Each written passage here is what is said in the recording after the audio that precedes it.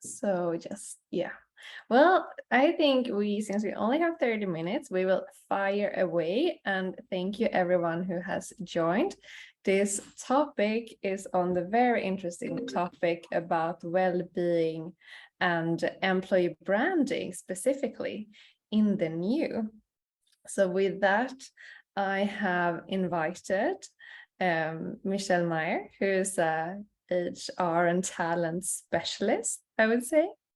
And for those of you who don't know me, who I am, I'm the founder of Omla, and we work with health and well-being. So that's sort of where my passion is. But I'm also really interested about understanding what employees want and what's happening in the market, especially right now. We're in such a, I would say, crazy time in many ways. So to get some insights of where we are and where we're heading, then I would love to hear from you, Michelle, what you think. So maybe you can just tell the audience a little bit about who you are, and what's your take on the current situation? Happy to do so. One technical thing before I get started, I just got a Q&A here from Jennifer saying that it looks like the chat is closed. So either, I don't know, Miriam, you can see if you can open it. Otherwise, it seems to work that you can communicate with us through the Q&A button. So in that case, you can ask questions through that function instead, because I've received the message from Jennifer here. So that's like right next to the chat, it says Q&A. That seems to work fine as well, just for everyone. So it becomes a little bit more interactive. You can use that function to get in touch with Miriam and with me. Thank you for clarifying that. Yes. Perfect. But yes, super nice to be here with you this morning. I'm currently the CEO at an HR tech company, and we work with organizations helping them build talent pipelines, and also focusing on, increasing a little bit the diversity when it comes to recruitment, and helping to think more proactively about your next hire. And I've been in manager positions the last couple of years, previously worked at Tele2, yeah, very excited to talk about the topic today with you, the future of work and what employers have to offer to attract the best talent on the market. Yeah, and we've been going through some interesting times, to say the least. I mean, we've had 2 years of a pandemic, and now we're sort of facing, I don't know if it's the Great Resignation or, Great Depression. I don't want to think, I try to stay positive, but there are some like negative vibes out there, and something we could be quite concerned about. So what are you currently seeing, Michelle, in the market? I think one positive thing, if we start with the pros, is I think there's still a lot of companies that are hiring, and they're looking for talent. And when it comes to the employees or the talent out there, it seems like that the power is still with the talent, and they actually have the potential or the possibility to choose their next employer. So that trend continues. That we've seen in the pandemic as well. People are becoming much more aware of other parts of an organization other than, the salary and maybe a couple of value words written on some sort of website. They evaluate the organizations differently.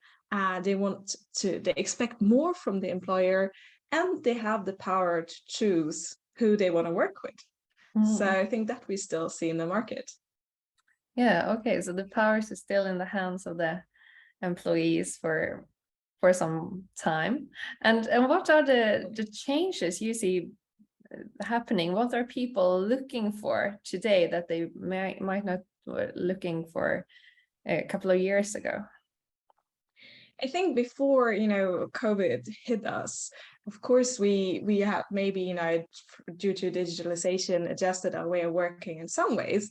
but we've definitely not gone into this full-on hybrid as well as remote work culture that COVID has really, you know, in some ways forced us to do. And I think that people have realized that there's more to their life than just going to work 9 to 5 or 8 to 5 every day. I think people have reconnected with their partners, with their families, and that's something that they don't want to lose. They actually realize, okay, I do live, and I work so I can live. I don't live so I can go to work every day. So people are expecting, I think the focus on salary and compensation has decreased to a certain extent. Now, of course, we see, you know, inflation rising. So I think this is a discussion that, of course, salaries have to be up to par to the inflation levels. That's something that we should be aware of. But I think the focus has shifted to topics like well-being and other benefits at work related to, you know, more your own life, flexibility, work from home possibilities. Also, people ask for time flexibility because not everybody is, you know, working 9 to 5 is the best, you know, version of them. Maybe some people are more, you know, night owls, others want to start really early in the morning. So time flexibility when it comes to location, but also focus on wealth, health and well-being. We can definitely see that. Yeah, As and big trends. because then I'm thinking if it's all becomes like very much depending upon the person really, you know, what work. Some people enjoy really working from home. Some people really enjoy being at the office. How do you see companies being able to offer like a standard package about flexibility when they need to cater for so many different needs? I think that you hit the nail on the head there. I think a standard package is actually not working anymore. I think that organizations need to personalize a little bit more, cater towards the individuals, you know, interests and needs when it comes to putting together a benefit package. And I think that could maybe become the new standard, that you think of like, okay, for some person, there's, you know, they might want to, you know, spend their bonus on self-development and like maybe use it for the, you know, friskvårdsbidrag is like a health benefit, while others maybe they value hard cash more than that. So I think that employers need to be more flexible also when it comes to what they offer their employees and how they package it. So you should have more options to choose. And also if we're talking about, you know, the hybrid work model and stuff, that's also something that's not working for everyone. So I think for many people, the physical office has still a very important significance. So I think that's also something to know, that I think it's only 10% that want to work purely remotely. So there's also, you know, this angle of personalization, giving employees the option to choose where they want to be. So I think it's really becoming a more individual choice. Yeah, and just to reflect upon that, I had a conversation with a client 2 days ago, and we were running a health and well-being program, and it's been done completely digital, everyone participating in sessions remotely. But now when we're planning for next year and it's possible to be in the office, that was actually the one most common thing we got from the participants when asking for their feedback. It's like, oh, can we do things now together? Can we go run together? Can we have a yoga session together? Can we do some mindfulness? It was like this urge and to be together and doing those things. I think that's really like what we also see as a trend. When people want to come together with a purpose, with a purpose of team building, with a purpose of brainstorming together. So I think also going to the office or doing another activity with your colleagues, there is more of a purpose attached to it today than it has been before the pandemic. so that if you sit at home, you can do your Excel file, you can, prepare your presentation and stuff like that. But when you go to the office, it's about creativity and connecting, reconnecting. So there's, the office becomes like a meeting spot and a spot for creativity. So definitely can relate to that. But now you talked a little bit about what you do with your clients. Isn't it time that you tell the audience a bit more about why you founded Amla? Because you're a quite young company, and I really love what you're doing. Thank you. Yeah, I found it 3 years ago, and having a background as a management consulting, working a lot with creating change with the help of digital, but focusing more about the customer experience. I became much more interested in health and well-being. And also from my own experience, I definitely needed to learn tools to manage my own stress levels. But when I was able to do that, I felt like, why didn't I learn this day one when I signed up and joined? I worked at Accenture, and it was a high pressure environment. And so by getting access to these tools, I felt I'm now much more capable to run my own business, to sort of create a balance, even though life as an entrepreneur can be quite unbalanced and challenging in its own ways. But so what we try to do at Amla is creating health and well-being programs to increase engagement at the company, to really foster a culture that promotes their people. And we also then work really close to experts, so they have all the knowledge within mental health, physical health, food and nutrition. And we've also launched some online programs together with our experts. So it's really fun. I get to work with digital solutions, which I'm quite passionate about, but I'm also back and talking with big companies about how they can create a positive change. So I enjoy that. It sounds like you love what you're doing. Sounds amazing. So yeah, every Yeah, and I project get to host probably those needs nice them. webinars with interesting people. So I have a lot of fun in my work. Perfect. So, but when I'm still sort of curious, based upon your experience and what I actually put in the invite for people who's joined today, probably a bit curious, when it comes to strengthening the employee value proposition, like what do you have any tips or tricks of how to review that and reassess if you need to change it? So we work with a lot of large organizations that want to communicate with talent in the market before they become actually an employee. And I think a lot of the content has changed during the last couple of years. So maybe before we talk more about, I don't know, there was, images of people in suits and very fancy looking, and it's about career opportunities and how fast can you, become a manager at the company. Whereas I think today, the topics you work with, they are in the focus. We are talking about how does the company help you to stay healthy and happy? How can you maintain a work-life balance?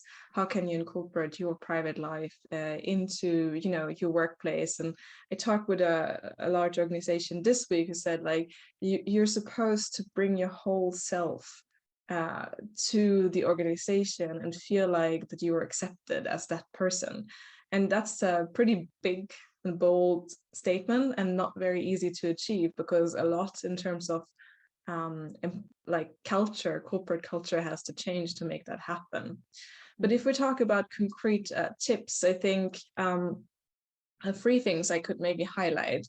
First of all, I think organizations should be as authentic as possible when communicating with future employees, but also when it comes to what they can offer as an organization. So I think it's important to talk about your purpose and your values and how that is reflected in the organization, but also dare to be, not perfect, dare to be imperfect and show what you have as an ambition, but what is not working as of today. So, we might, talk about diversity a lot these days. And there's probably a lot of organizations that want to become more diverse when it comes to their workforce, but they're not there yet. So that could be something, to actually be quite humble about that. Hey, we're looking for people that are different from ourselves. We're not there yet, but we're really open to making that change now. And I think daring to be authentic as an organization will yield much more interest than trying to be that corporate face of very polished. I think we can say goodbye to that. To be If we talk of that, yeah. more And the second thing, human. exactly, I think, and it also comes with the fact that we haven't only met in the corporate meeting room, we have now seen people's homes, their children, their dogs. Like, I think we all have become a little bit more human during the last couple of years. Yeah, that's And good. if we're talking about number two, I think for me is like, if you want to, attract talent, you should first look at the talent that you actually have in your organization and make sure that you retain them.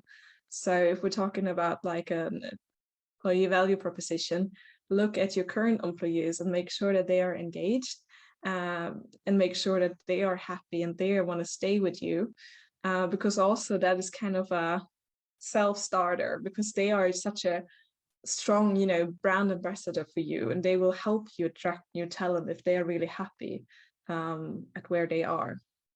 So that's my number two. And number three, we actually talked about already. It's about being personalized in your offering, customize what you can offer an employee, understand what they value, where are their priorities. Is it flexible work? Is it work from anywhere? Is it health benefits, or is it a big bonus, and try to make a package that works for the specific talent you want to hire.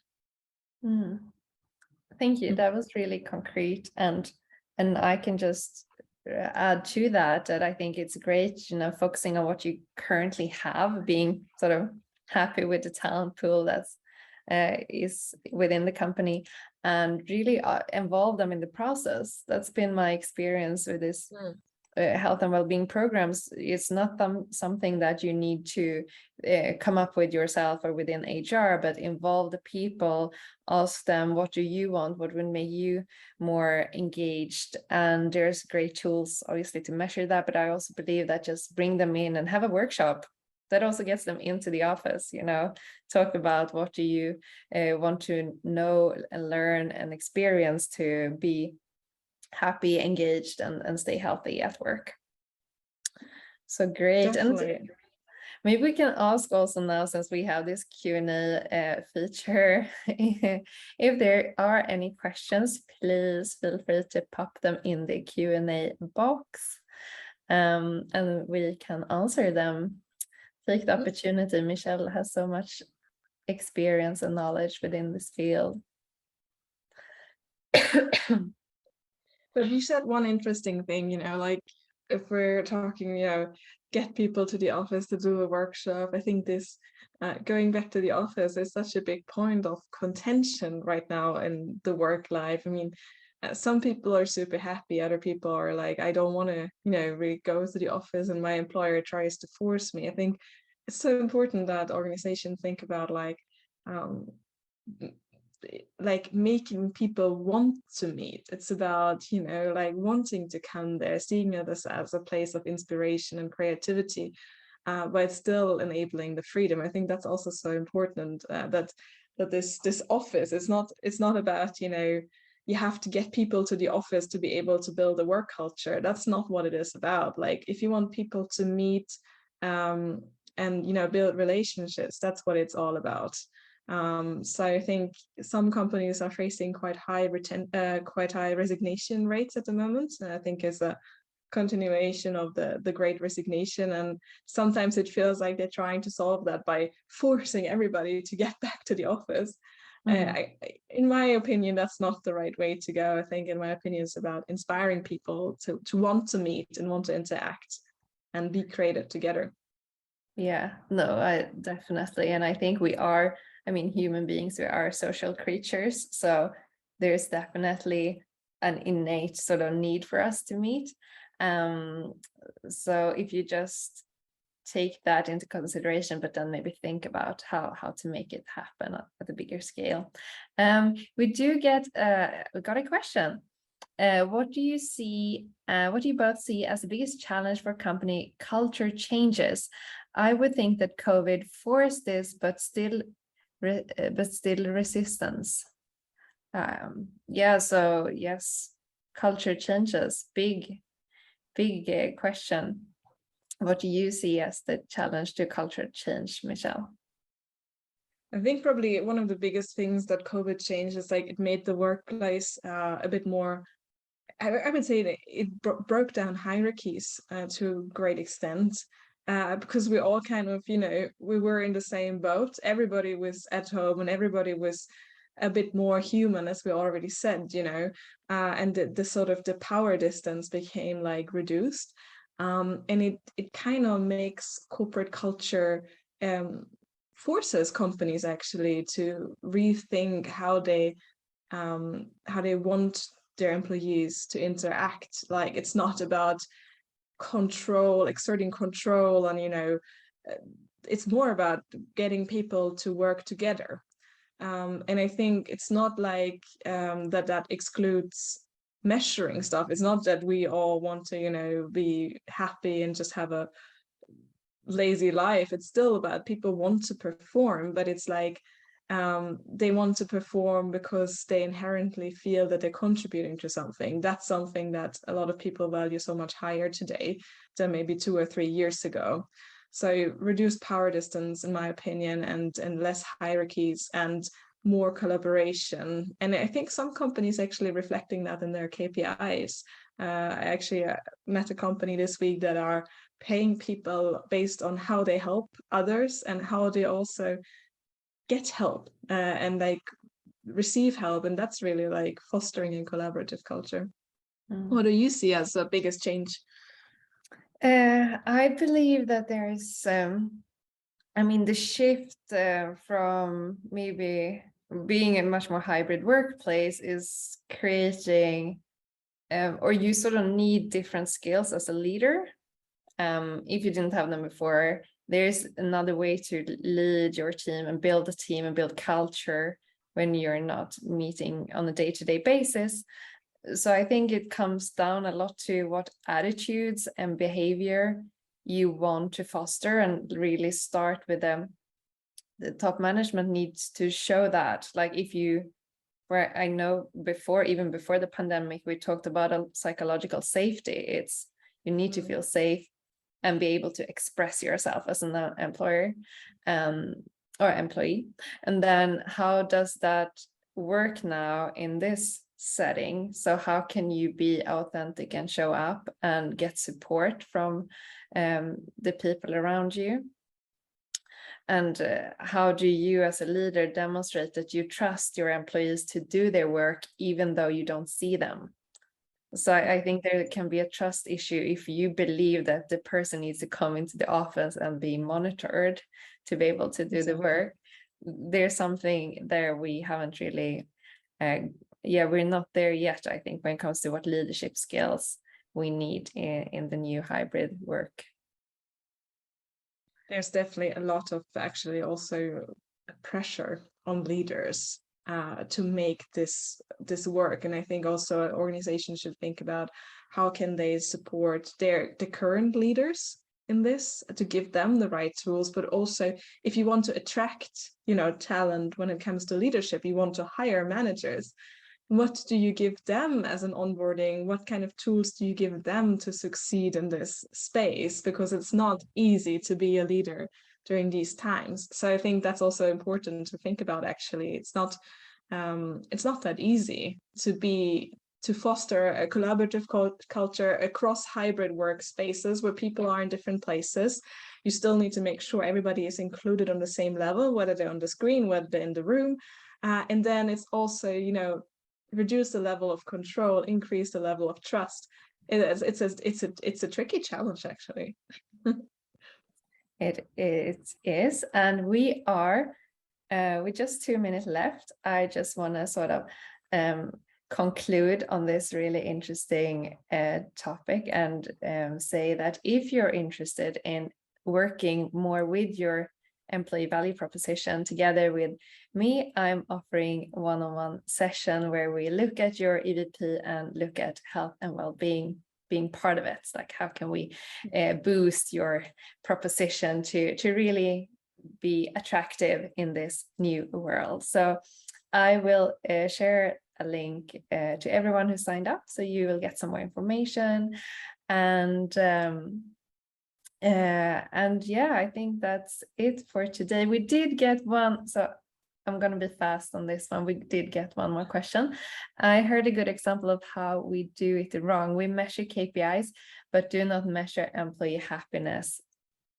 I can only say yes, I totally feel the need to work with new tools, like tools, and there are engagement tools, and they can evolve, and they will, and how we use them in not just for HR, but it needs to be on the sit with the CEO to understand, you know, top management need to look at happiness as a really key KPI. Happy people will definitely enjoy work, will be more engaged, and will stay longer at the company. Or what do you say, Michelle?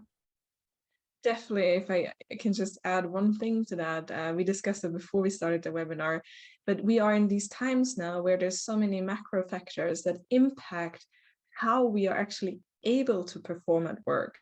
For example, we have been in the pandemic, then we were hit by a war, now we are facing a gloomy recession.